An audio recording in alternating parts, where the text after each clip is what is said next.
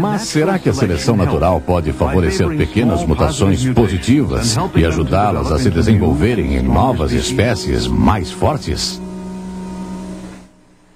Ora, o que a seleção natural realmente faz? Vamos tomar alguns exemplos. Vamos dizer que você pegue um organismo que passou por um certo número de mutações e 95% dessas mutações foram negativas, isso é, são um incômodo para o organismo. Certamente a seleção natural vai eliminar, com o passar do tempo, aqueles organismos que são menos adequados a seus habitats.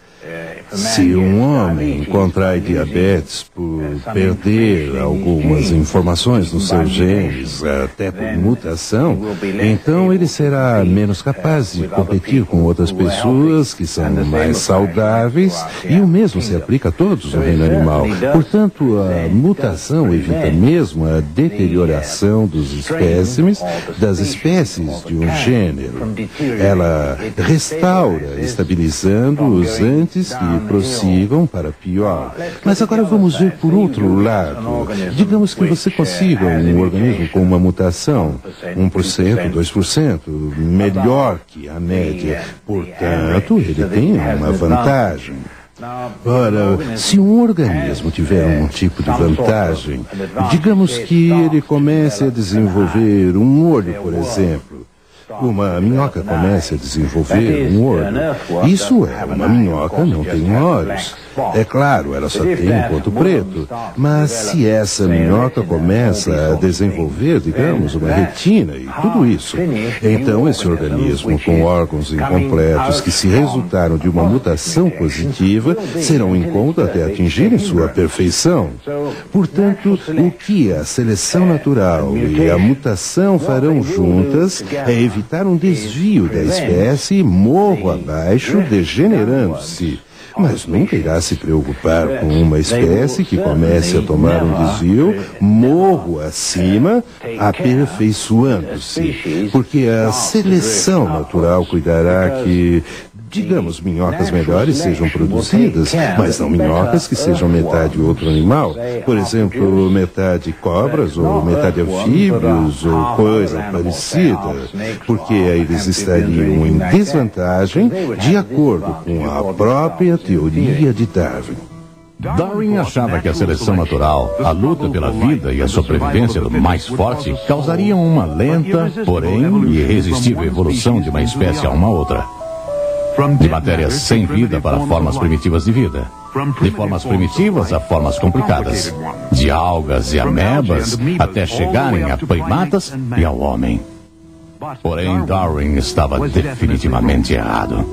A própria seleção natural evita que isso aconteça. A teoria inteira depende da ideia de que você não conseguirá, por acaso, um novo organismo produzido de uma vez, uma macromutação, mas você conseguirá pequenas mudanças. Ora, essas pequenas mudanças para algo melhor serão uma desvantagem para a espécie até ser completa. E nunca será completa, pois sua seleção natural previne um desvio para melhor, tanto quanto um desvio para pior. Esse sendo o caso, nós podemos esclarecer o fato de que as espécies, humanos, animais e plantas, permanecem constantes por todos esses anos por esse mecanismo de regeneração que Darwin corretamente descreveu. O que ele não notou é que isso previne um desvio, um lento desvio para melhor, tanto quanto um lento desvio para pior.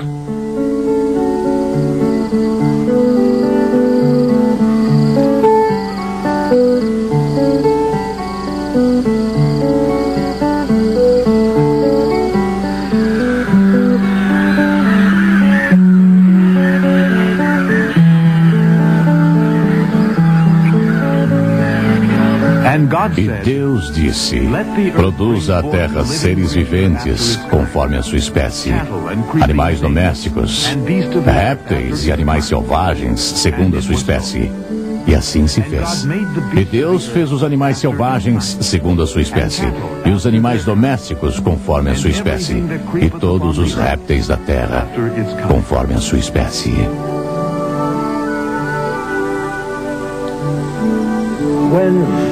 Ora, quando a Bíblia diz que Deus fez os animais e o homem e as plantas segundo a sua espécie, para se reproduzirem segundo a sua espécie, esbarramos contra uma verdade científica absolutamente básica, que é tão verdade hoje como era quando Moisés a colocou por escrito.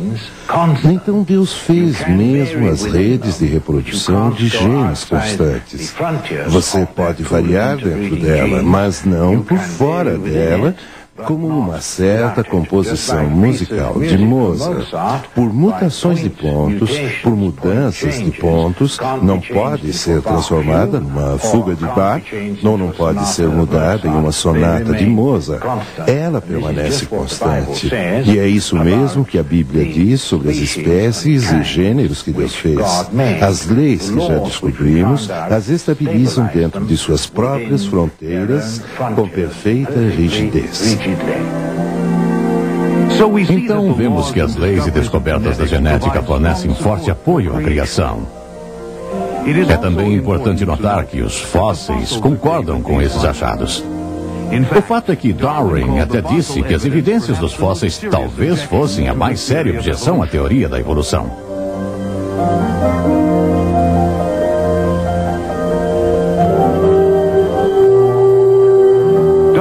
Dr. Gary Parker é um entre vários calorosos evolucionistas que mudaram de ideia e se tornaram criacionistas convictos depois de estudar em maior profundidade esses assuntos. Na cabeça de muita gente, os fósseis e a evolução andam de mãos dadas, quando na realidade os fósseis são um embaraço e perturbam a teoria evolucionista, oferecendo forte apoio ao conceito da criação. Se a evolução fosse verdade, acharíamos literalmente milhões de fósseis que mostrariam como um gênero de vida lenta e gradual se tornou em outro gênero de vida.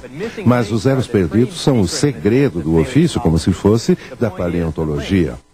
A questão é que os elos ainda estão perdidos. O que nós encontramos são vãos que acentuam as fronteiras dos diferentes gêneros. São esses vãos que fornecem provas da criação dos gêneros diferentes. Para dizer a verdade, há vãos entre cada um dos gêneros mais importantes das plantas e dos animais. As formas em transição estão faltando aos milhões. O que encontramos são gêneros complexos e separados que nos indicam a criação.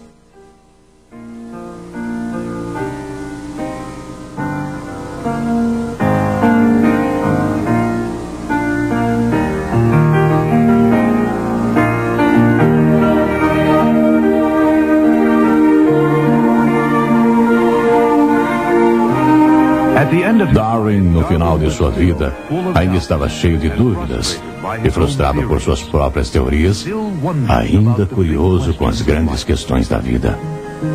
Então, ele faleceu.